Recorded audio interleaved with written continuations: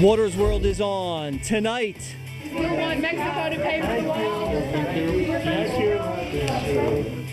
President Trump doubling down on his promise that Mexico will pay for the border wall.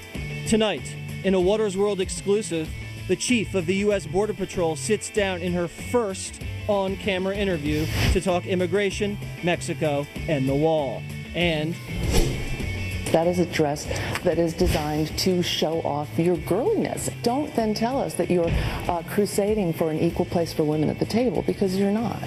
The left going after Ivanka Trump for wearing a pink dress to the G20. Women all over America very angry about this.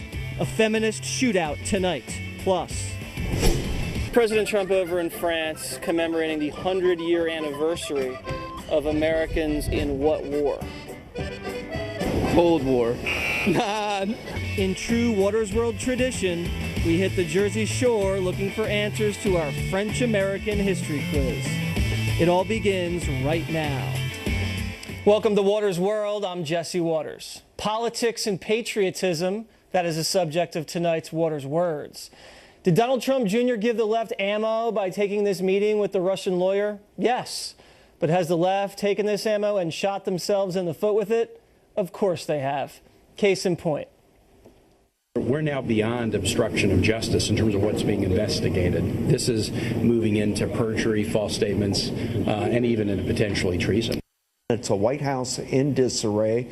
You have a kind of like a mafioso. The family's in charge only, and we keep it in our clan together. This is so outrageous that it led to this on the 5.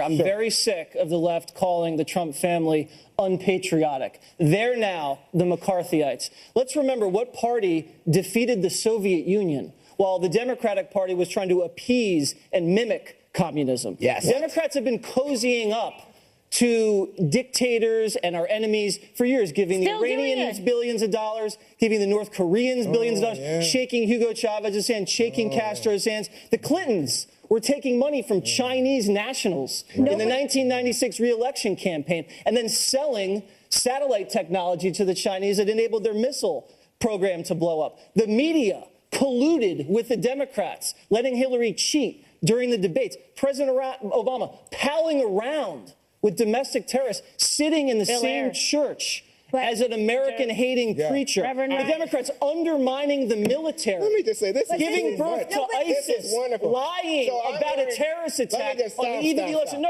let me finish. How much can we take? Donald Trump's family has done more for this country than any Democrat elected official. He has provided more jobs in the real estate industry, in the fashion industry, in the hotel and casino industry. He's created more wealth for anybody in this entire country. So to smear them as mafia or unpatriotic is absolutely shameful. And I think everybody needs to wake up and realize this family is a patriotic family. And what's happening right now is a coup.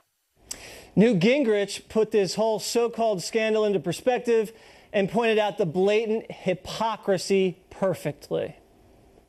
If after 9 months, all of these hearings, all of these investigations, the best we can come up with is a 20-minute meeting with a lawyer who had nothing to say, that there's zero relationship. By contrast, we do know that a Democratic National Committee person flew to Ukraine, worked with the Ukrainian government, sought to get information about Donald Trump, and by the way, or about Paul Manafort.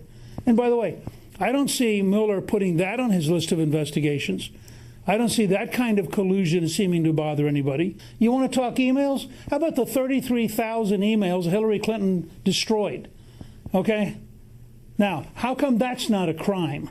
How about the fact that Comey leaked documents that belong to the FBI in clear contravention of FBI rules? How come that's not a big problem?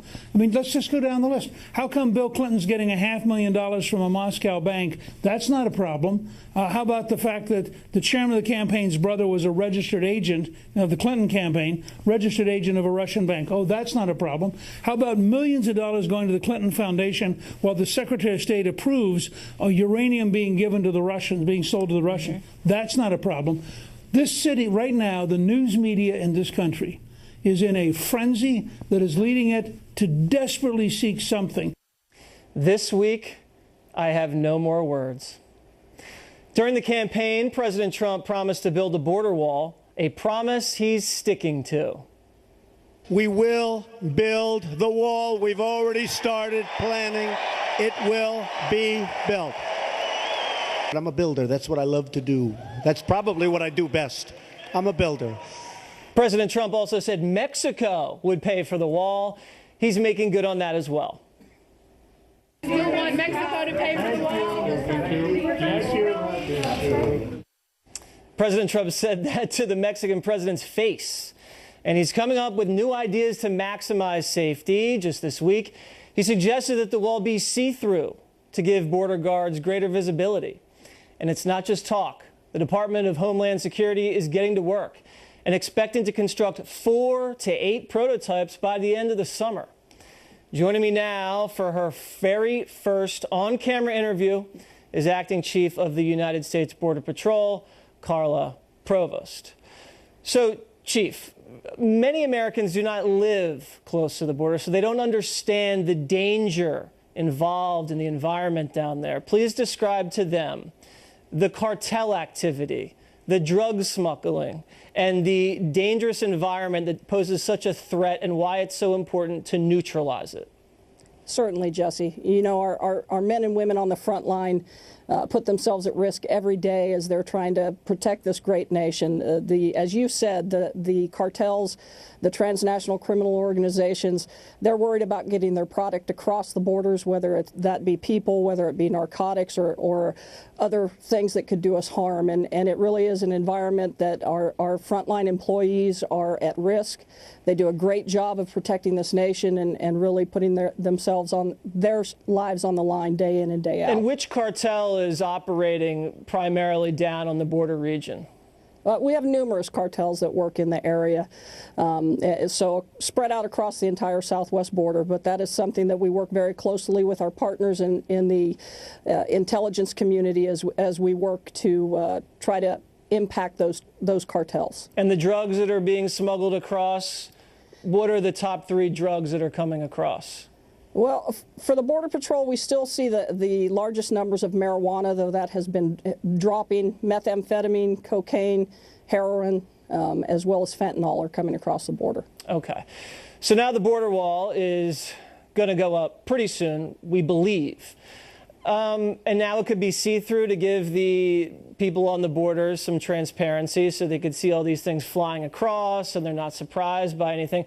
We actually have a picture of an incident, I believe it was in Nogales, that border town. So this woman was being, I think, dangled by smugglers over the top of the border wall. And then when the Border Patrol showed up, the smugglers just dropped her and left her there hanging. So the wall that's being built, I believe, is going to be much taller, and it's going to prohibit the digging underground at least 6 feet deep. Are you hearing that as well? So certainly that has been something that we've used in the past to prevent digging underneath. I am not certain yet what the height will be of the wall. I look forward to seeing what industry brings to the table to expand our tools in our toolkit when it comes to border security possibilities. And we do know President Trump wants to make the side of the wall aesthetically pleasing that faces the United States. What is the main issue right now for people that are, not very familiar with the border that you would like to share with them? I think just the great work that our men and women do day in and day out to protect this country. They have a really tough job to do, and they do it to the best of their ability with limited resources. Now, we're hearing that the funding for the border wall may be held up by Democrats in Congress who don't want to fund it, and they may even to stop funding the border wall. What would you say to them? I don't really get involved in the funding portion of it. As the acting chief of the Border Patrol, my job is to set the requirement of what we need, and that's really our role as we go forward. But if you don't get the money, you're not going to have what you need, correct? Certainly. Okay. Well, I hope they get that message. I want to play a quick soundbite from Acting ICE Director Thomas Hammond, who said this about President Trump. Roll it. I made it clear, when you enter this country illegally, you have committed a crime. And you can't want to be a part of this country and not respect its laws. So those who enter the country illegally, you may get past the Border Patrol, and in the past you had this feeling that, okay, I'm home free, I got by the Border Patrol and no one's looking for me. Well, those days are over. We're looking for you. We're going to prioritize what we do, but we're going to enforce the law without apology. Okay, so that is the message now, enforcing the law. Is that something you're hearing as well? Certainly. That is something that we work closely with ICE and Director Homan, and that's the key really to the success. We see that enforcement works, it has certainly had an impact. All right, well, Chief, I wish you and your colleagues safety down there. I know how dangerous it can be, and you have the support of Water's World. When the wall is underway, I may go down there with a shovel and break ground. Thank you very much.